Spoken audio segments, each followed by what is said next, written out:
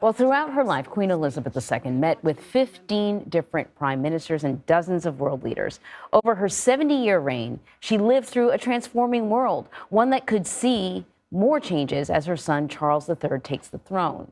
So we want to bring in Hilary Fordwich, who joins me now. She's a global business consultant and a British Royals commentator and expert. Thank you so much for joining us.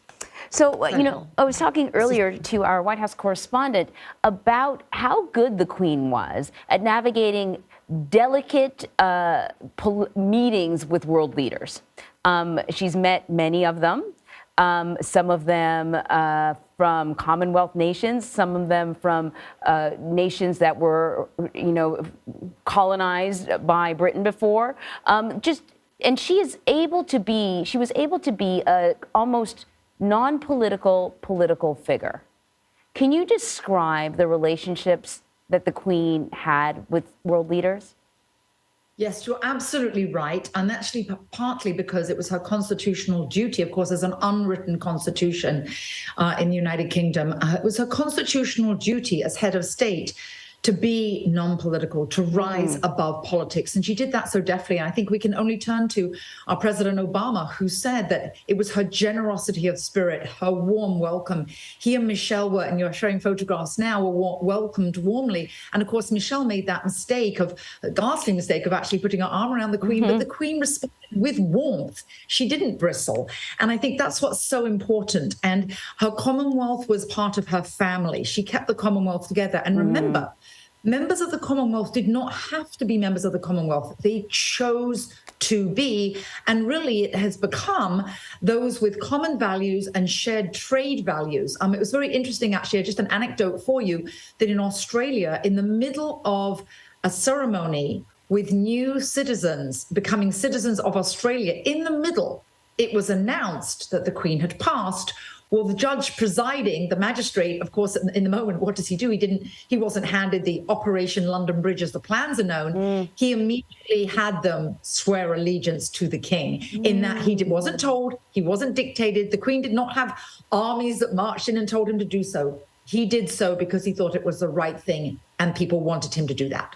And, what's interesting, too, is, you point out that the Commonwealth nations, they are part of this kind of organization by choice. And when she became queen, it was kind of a fledgling kind of partnership, if you will.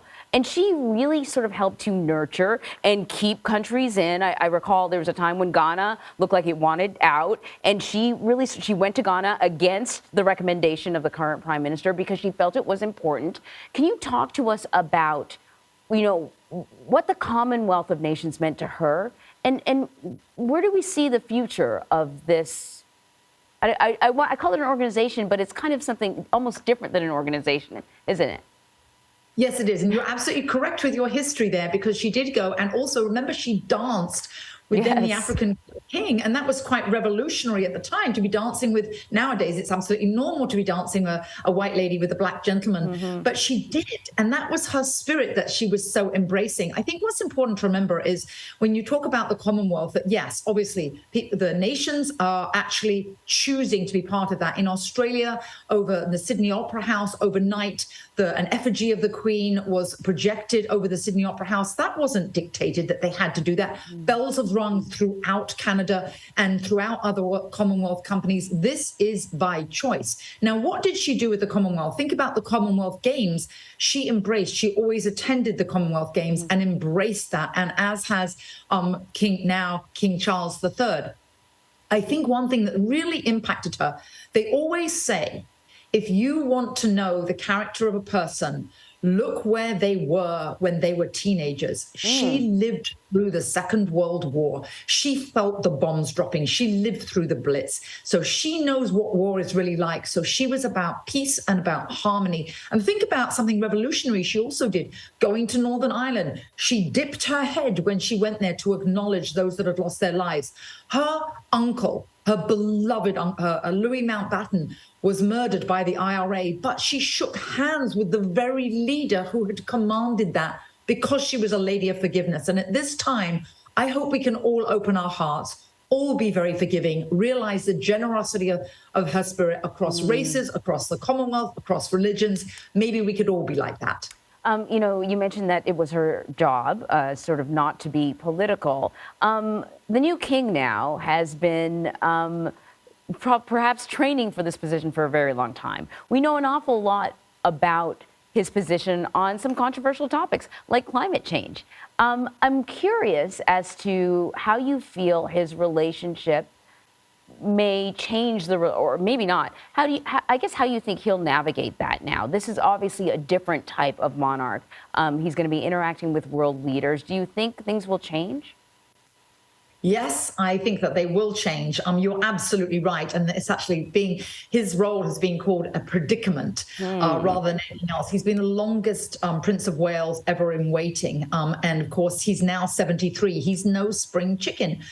Can a tiger change its stripes? Can you teach an old dog new tricks? That's the question. However, he takes his role extremely seriously, and he's had obviously this apprenticeship, knowing that his mother was not political. He has made many mistakes, not the least of which, of course, was committing adultery, and now that is forbidden by the Church of England, of which he is head of the Church of England. But even though he's only had a 47% approval rating by YouGov, and the Queen always was over 80%, right now the nation seems to be rallying behind King Charles, and God Save the King has been heard in many places.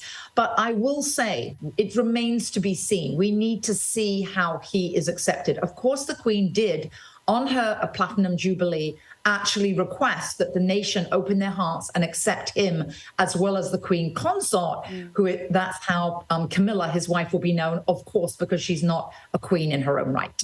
You know, in talking about Charles and Camilla for that matter, it feels like to me, but you would know better, that there has been sort of an evolution when it comes to the relationship that the British public has with them, that they have become sort of, they have grown in affection for this couple, that it wasn't initially like that. But it seems like people have come around, particularly when it comes to Camilla, who is now the Queen Consort. You're absolutely right. And I'll tell you the reason specifically why.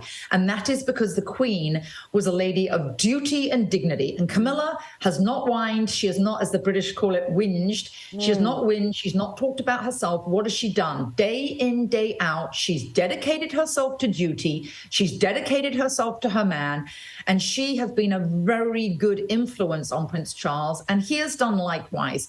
He's also been extremely loving to his sons. Actually, he extended an olive branch to Prince Harry, even though obviously he's been lambasted by him with numerous interviews. But Prince Charles has extended a number of olive branches, as the Queen did. So I think you've seen him do his absolute utmost to follow in the leadership and guidance from his mother in terms of being forgiving, being accepted, and being dedicated to duty. So you're right. Yes, the emotions have shifted. It just depends how far they've moved. We don't know that yet. Yeah, well, you know, it's sort of, somebody said it's not a hard act to follow, it's an impossible act to follow, but perhaps King Charles III will sort of create his own version of the monarchy.